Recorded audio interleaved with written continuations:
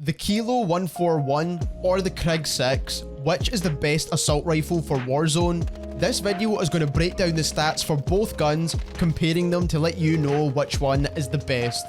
If you enjoy weapon stat breakdowns and weapon comparisons, and yesterday we had our first live stream on the channel as well, subscribe to the channel so you don't miss out on any new content regarding Cold War as well as Season 1 of Warzone.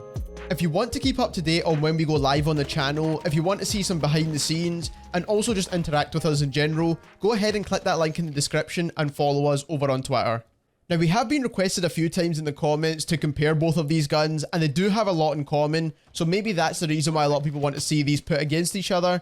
On the screen here, you'll see the stats for both guns. You'll see the Kilo 141 on the left and the KRIG-6 on the right. Starting from the top, you can see the damage stats for both guns. The Kilo goes from 42 down to 34 for headshot damage, and the KRIG goes from 42 down to 35 for headshot damage.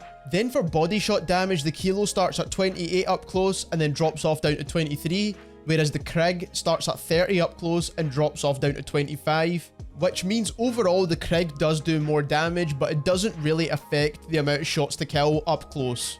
Moving on to damage ranges next, I do want to mention that we know for sure that the Kilo drops off again for another damage drop-off point, but just to keep it consistent, I kept it at 2 damage drop-off points for the Kilo, because for the KRIG, we were only able to test as far as about 50 meters and just slightly beyond that.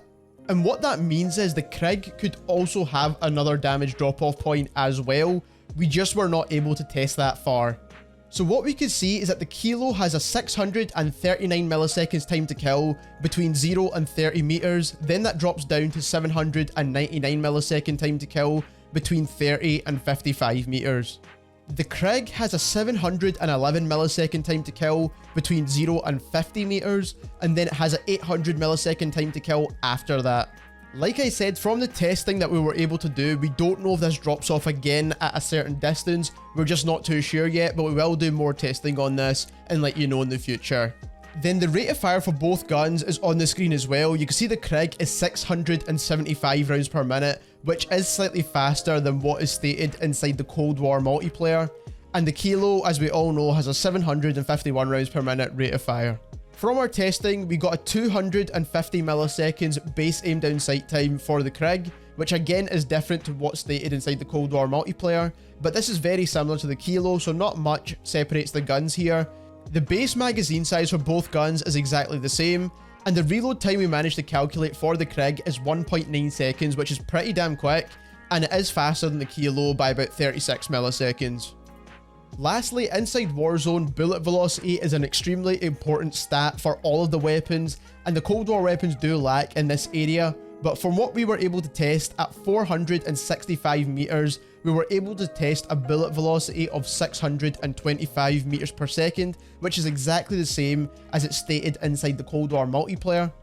So not much has changed from the multiplayer, but what we can see is that the Kilo does have the faster base bullet velocity. Just finishing off talking about bullet velocity, even once you kit out both of these weapons with the best attachments, the Modern Warfare weapons do still have a faster bullet velocity over the Cold War weapons, and what that means is if you're looking for the best bullet velocity, the Kilo is going to be the best option with and without attachments. That's not to say the KRIG has bad bullet velocity, because once you do stack attachments, it does come over 1000 meters per second, which is definitely some decent bullet velocity for an assault rifle. But like I said, the Kilo is just going to be that little bit better. So bullet velocity as well as time to kill both go to the Kilo. This was quite surprising to me because I genuinely thought that the KRIG had a faster time to kill than the Kilo, but it does not. There is a bit of overlap in the ranges. If you're shooting past 30 meters but below 50 meters, the KRIG is going to kill faster. So maybe that's the reason why a lot of people like using the KRIG, because most gunfights inside Warzone are within that range, especially with an assault rifle anyways. So now it's going to come down to which gun is the most accurate in terms of landing your shots, and for that we need to take a look at the recoil charts. On the screen now you'll see the recoil chart for the base weapons. The Cold War Krig is in green and the Modern Warfare Kilo is in blue, and these recoil charts were taken at a 12 meter distance. As you can see, for the base weapons, both of these guns are extremely accurate. The KRIG is pretty much vertical, and the Kilo skews off to the left just a little bit, but it's still easy to manage. I think a lot of people believe that the Krig has a faster time to kill, but what I think is going on here is that because the Krig has a vertical recoil, you're going to be landing way more headshots with the Krig than you would with the Kilo. And that is what is making your time to kill much faster. On top of that, the Cold War Krig has a lot more visual recoil than the Kilo for some reason. Even though the gun is extremely accurate, the visual recoil just puts you off quite a lot with the Krig. And I hope Raven and Treyarch decide to fix that, because it is really annoying, because the Krig is an extremely accurate gun. Now this is just the base weapons, and as you can see, they're extremely accurate. Now we don't usually add attachments to guns in these videos because we've not done full testing yet, but just for recoil charts, what I wanted to show was a fully kitted out Krig versus a fully kitted out Kilo, just to see what the comparison would be. Both of these guns are very accurate assault rifles and will be used at range, so I did want to compare them with attachments. So on the screen now, you'll see the class setups we use to compare both guns. For the Kilo, that's going to flash on the screen just now. We're not going to go over that too much because everyone knows the best class setup for it. For the Krig, a lot of this is obvious stuff. The agency suppressor for the bullet velocity, then you've got your field agent foregrip for recoil control, the salvo 60 round fast mags, the axial arms optic. By far the best attachment is the Ranger barrel. This increases the bullet velocity significantly for the Krig, and this is the attachment it definitely needs to be able to compete with the Kilo. On the screen now, you'll see the recoil chart with the attachments added to both guns. Again, the Krig is in green and the Kilo is in blue, and you can see that the recoil chart for both guns are still very accurate. The Kilo is definitely better, but the Krig still has a really easy recoil pattern to control.